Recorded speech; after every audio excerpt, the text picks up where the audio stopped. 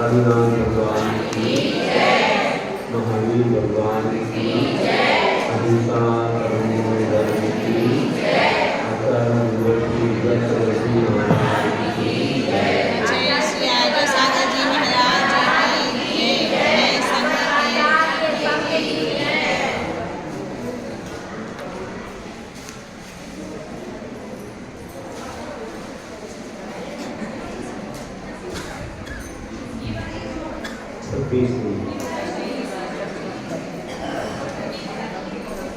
चिंतामणि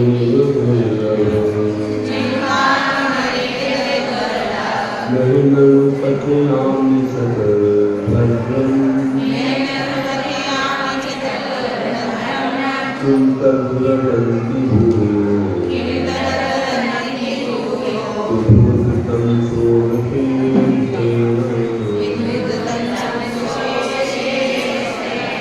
चिंतामणि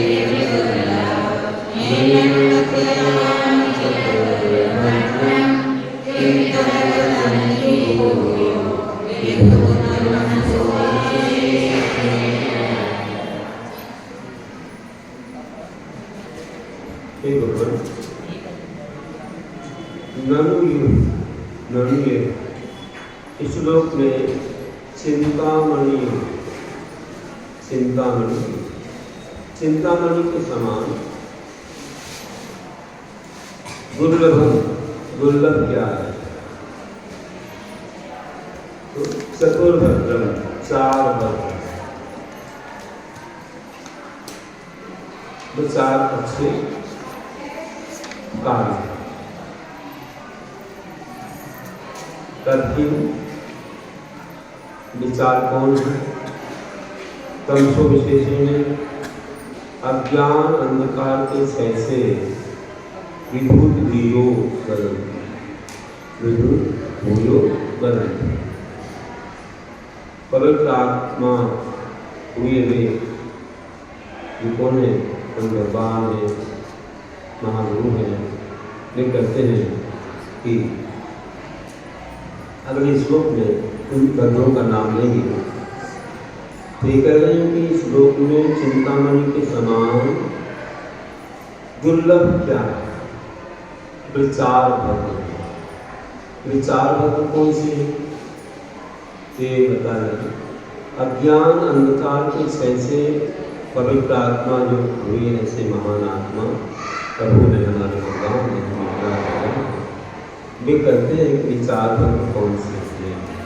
अगले आया था तो चिंतामणि समीयानोके दुर्लभ चौका भगवते चिंतित वस्तु पुण्यवाणी को देखे दो अन्यकार को जिन भगवान ने दूर किया बतलाए चार भद्र कर्म से पूर्ण किया। कहते हैं कि चार भद्र कौन से हैं? तो दानम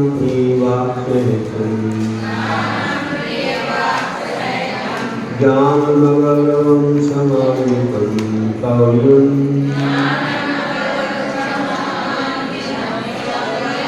यादसरितं सरितं दुर्लभेतच्चतुर्भद्रं दानं ज्ञानमगलवं समानितं काव्यं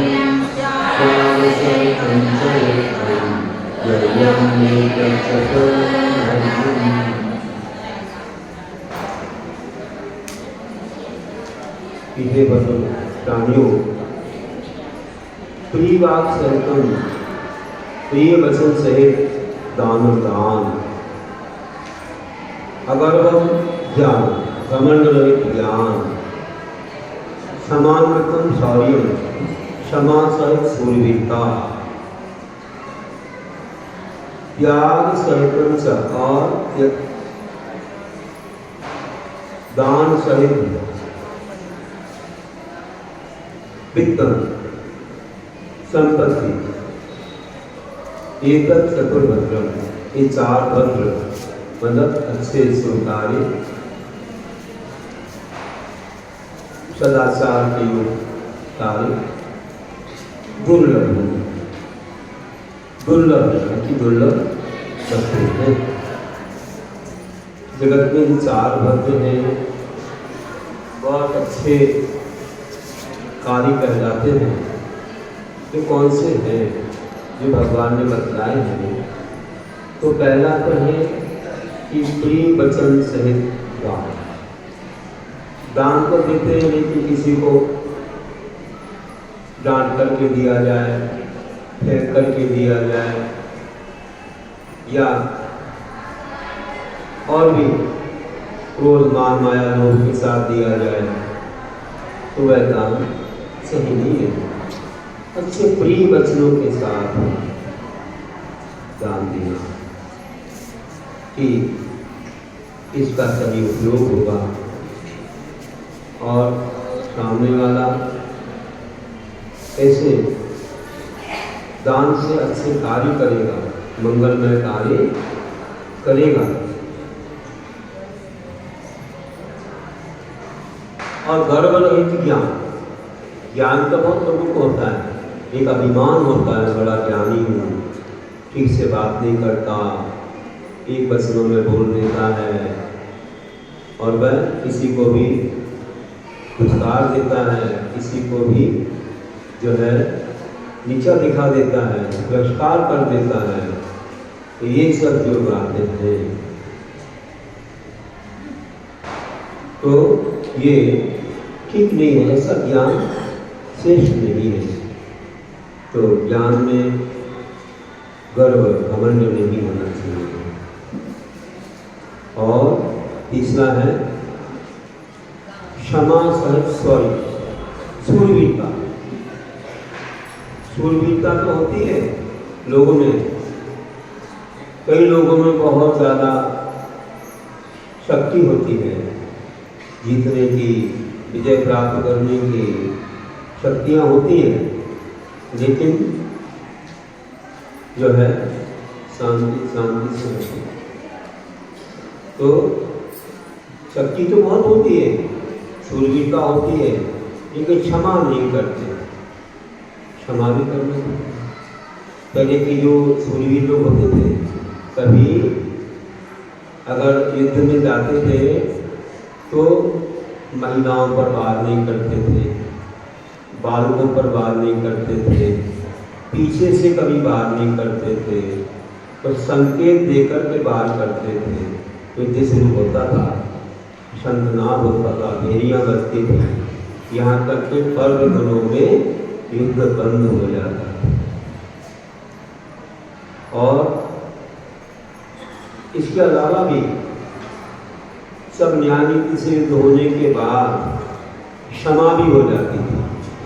क्षमा आजकल के देखो शिष्टाचार का पालन करते हैं। अगर विदेशी लोग कोई खेल खेलने आते हैं, जो कोई भी गेम्स वगैरह होते हैं, उसके बाद एक दूसरे गले मिलते हैं। अगर कोई हार ही गया हो तो उसको भी गले लगाते हैं। कभी उसको ये ना हो कि इस देश में नहीं जाना है, आज को अपने देश में नहीं बुला, ज़्यादा कसार भड़क जाए तो हमेशा बुरा ही हो जाए। तो उनको भी स्वागत सम्मान करते हैं, खिलाते पिलाते हैं, गले लगाते हैं। तो कुछ ना कुछ एक स्मृति उनको भी हारने वालों को दे देते हैं कि जिससे वो हमारे देश की याद है। तो होना देश ये प्रोत्साहन है। तो बंधु, गर्व रहे जो ज्ञान है वह ज्ञान और क्षमा सहित शौर्यवीरता है, क्षमा भी होती है।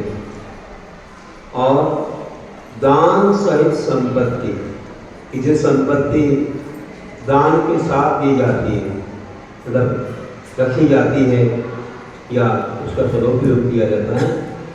संपत्ति तो है, कोई दान न देता और कंजूसी करे, रख करके चला जाए, तो हो सकता है उसका दुरुपयोग भी हो। कोई ऐसे रसनी लोग हो जाए निर्लोटियों पर, या उसके मोह से मरण करके वहीं कोई आकर के सांप वगैरह बन के बैठ जाए, तो क्या कोई मतलब नहीं है। इसलिए जड़ संपदा का मोह बहुत आरंभ परिग्रह का भी कारण है। इसे दान देने से क्या होता है, संपदा से अर्जित जो आरंभ सारंभ से अर्जित पाप है, वो पाप भी यहीं पर क्षय हो जाता है, यहीं पर धुल जाता है वो पाप। इसलिए संपत्ति के साथ दान की बड़ी प्रशंसनीय हो जाता है वह उसका वैभव। ऐसे 4 भद्र यहाँ बताए हैं, बहुत अच्छा है, ये सबके जीवन में आए। तो सादर सुप्रिय वच से जिसका दान प्रशंसित होता है, गर्व रहित वह ज्ञान जगत में सम्मानित भी होता है। समा सहित वह सूर्यवीरता गैर भाव बिन साथी है। दान सहित संपत दुर्लभ चतुर्बंधता भाती है। इस प्रकार से बताया। और आज हम लोग इस कृति को पूरा करते हैं। अब तो कुछ नहीं है, विषय तो पूरा हो गया, तो संभाल करते हैं। इति कंठगता विमला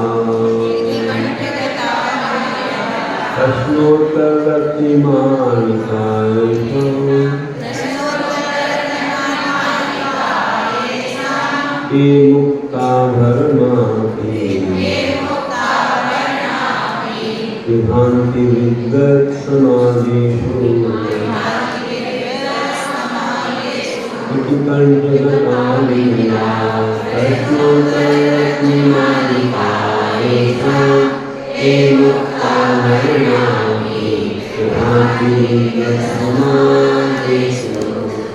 इस प्रकार ऐसा जिन पुरुषों के लिए विमला निर्दोष प्रश्नोत्तर रत्नमालिका, प्रश्नोत्तर रत्नमाला कंठगता कंठ में पड़ी रहती है। ये माला जो है प्रश्नोत्तर की माला जिनके कंठ में पड़ी रहती है, जैसे कि माला लोग गले में पहनते हैं, कैसे इसको याद करते हैं जो कंठ में कंठपाठ करते हैं कि वे मुक्ताभरण आभूषण रहित होने पर अभी भी विद्वत समाज से विद्वानों की सभा में विभांति सुशोभित हैं। इस प्रकार जिन पुरुषों के ये निर्दोष, क्योंकि भगवान ने बताया ये सूत्र जो संदेश पेश में भरे हुए हैं, ऐसे सिद्धांत में भरा हुआ है, सदाचार भरा हुआ है, तो ये ऐसी महान मालिका मालिका एक एक श्लोक को दर्शन किए, उत्तर भी देते चले गए। ऐसे ये महान आचार्य जो हमारे परंपरा से हुए हैं, उनके ही उपदेश को सुन करके, जिससे निचंद आचार्य के उपदेश को सुन करके ऐसे ये महान जो राजा हुए, उन्होंने इस कृति की रचना की। बहुत ही अच्छे आचरणवान थे, अमोघ वर्ष नाम के राजा, इन्होंने इसकी रचना की है। तो बाद में इन्होंने दीक्षा भी धारण की, ऐसा भी इसके इतिहास में बता रहे हैं। भगवान जिनसनाचार्य के शिष्य थे और इन्होंने वह शिष्य से इसकी रचना की। राज्य के बाद इन्होंने दीक्षा भी धारण की। इतना ज्ञान था इनको, जागर में सागर भरा है। तो इस आभूषण के समान ऐसी कृति को जो कंठ में हार के समान धारण करते हैं, तथा इसको कंठपाठ करते हैं, वे विद्वानों की सभा में सुशोभित होते हैं। ऐसी निर्मल प्रश्नोत्तर की रत्नमाल जिसके शोभे, कंठ विराजी माला ऐसी सब दोषों को नित धोवे। अन्य आवरण ना हो फिर भी ज्ञानी जन के बीच महान, मोहित होता है मन, ऐसी माला जिसके जान। फिर कहते हैं विवेकानंद राज्य में विवेकानंद राज्य में साज्ञेयम रत्नमालिका साज्ञेयम रत्नमालिका कथिता मोहदर्शिने तामोदर्शेन दियां सगलं प्रति सुधियां सदनं प्रति। विवेकानंद राज्य में साज्ञेयम रत्नमालिका कथिता मोहदर्शिने विवेका ये उपाधि का ज्ञान हो जाने से राजेन तक राज्य से विरक्त अमोघ वर्ष में अमोघ वर्ष राज्ञा राजा के द्वारा इयम रत्नमालिका यह जो रत्नमालिका रचिता रची गई है वह सुधियाम सज्जन पुरुषों का सदरम करती वास्तविक आभूषण है। कहते हैं ये उपाधि का ज्ञान जिन्हें हो गया था इसे राज्य से जो वैराग्य को प्राप्त हो गए थे ऐसे अमोघ वर्ष जो राजा जैसे भरत चक्रवर्ती घर में वैरागी हो गए थे ऐसे भी महान इन्होंने ये रत्नमालिका अशोक रत्नमालिका रची है। ये सज्जन पुरुषों के लिए वास्तविक आभूषण है। इसे आभूषण के समान अपने कंठ में धारण करना चाहिए, मतलब इसको बार बार करके याद कर लेना चाहिए। हे तथा